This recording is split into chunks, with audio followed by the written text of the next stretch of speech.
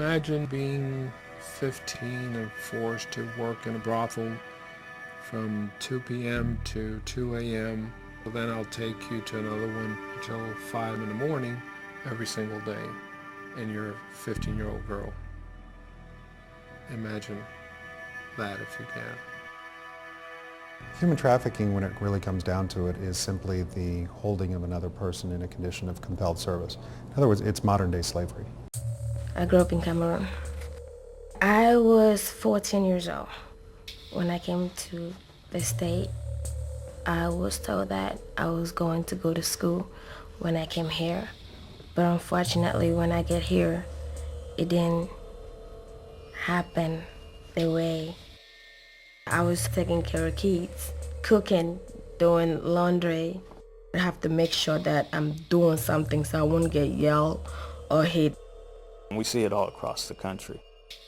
People are promised better lives. They're told that they'll come here to the land of opportunity. You can make your money, you can feed your family. And when they get here, they're placed into a role that they can't get out of. First thing, he raped me. And that's when he told me that he had bought me for $200, that I was his slave, and I was not going nowhere. They don't know where they are, and they have no clue as to how to communicate or how to move forward, or if they were to escape, where to go. The overwhelming image you get is of just being worked to the bone. Once the trafficker has this victim dominated, they exploit and exploit and exploit the victims. It could be beatings, it could be psychological manipulation, it could be taking their documents. Force, fraud, and coercion are really, it's a psychological web that the trafficker kind of weaves around their victims to overbear their will, to make them think that they have no reasonable alternative but to continue in service. A lot of people probably wonder, why don't you escape? Why don't you this? Why don't you run? That would be like taking you or me and putting us over in Moscow, and we don't speak the language, we don't know the geography, and then somebody says, oh, no, this is what you're going to be doing instead of what you thought you were going to be doing. And I know where your family is, and they'll beat you, rape you, and what choice do you feel you have? How are you going to escape? Do you know how to contact the police over there? My trafficker said, if you go to the police, no one can believe you. First, you have no documents. Second, you don't speak English and you don't have money. And I'm sorry to say, in my country, only people who have money have justice. In many different countries, law enforcement and governments are corrupt. And the people from those countries don't expect anything better over here. She was telling me that if the police catch you on the road, they're going to lock you up and then have you sent back home.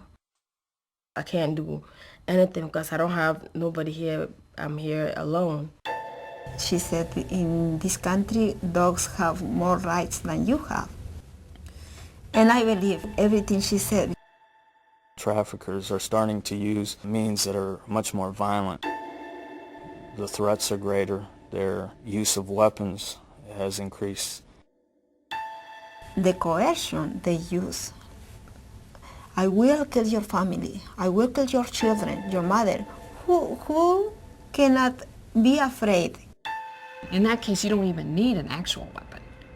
You've got this weapon of fear over people that can be just as or more effective. The data on human trafficking is extremely high. Hundreds of thousands of people being trafficked internationally every year, tens of thousands within the United States of America. I'm positive that that number will continue to increase because we have just begun to evaluate the severity of this problem. It's happening in the big cities, it's happening in medium-sized towns, and it actually, based on my experience, is happening in rural America. The traffickers are very manipulative. They'll lie to them, promise them good jobs, but once they get over here, they find themselves being forced into a prostitution. It's modern-day slavery, what's going on.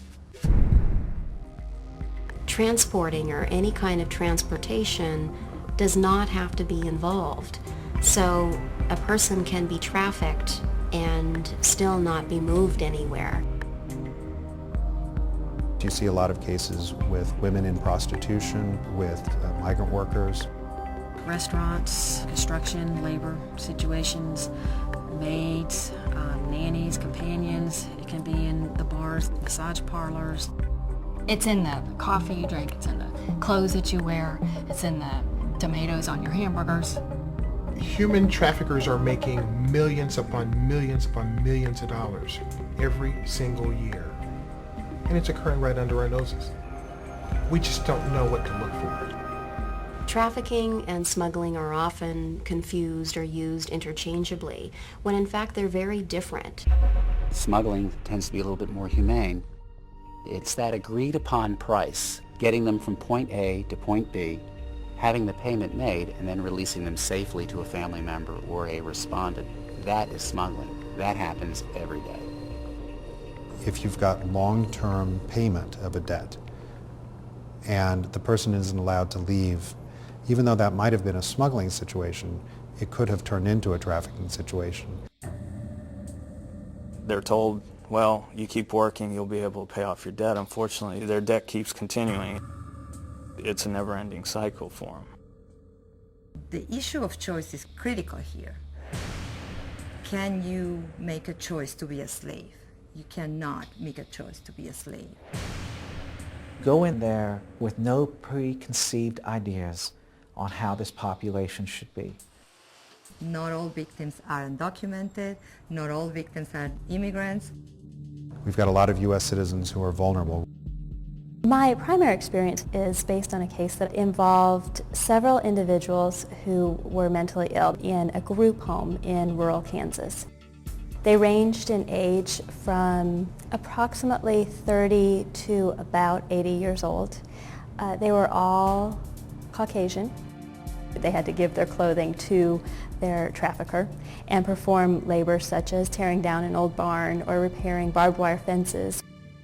And so you can't look at a certain profile. Unfortunately, they can be anyone who has a particular vulnerability that can be exploited by the trafficker. It's looking at that individual person. What situation are they in? Are they being forced to do something that against their will through fraud, force, or coercion? He had threatened me that if I tell anyone what's going on, that he will kill my family.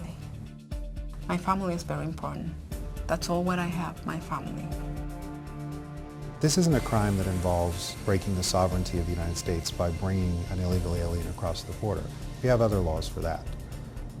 This crime is about the constitutional right to freedom. It's a human rights issue.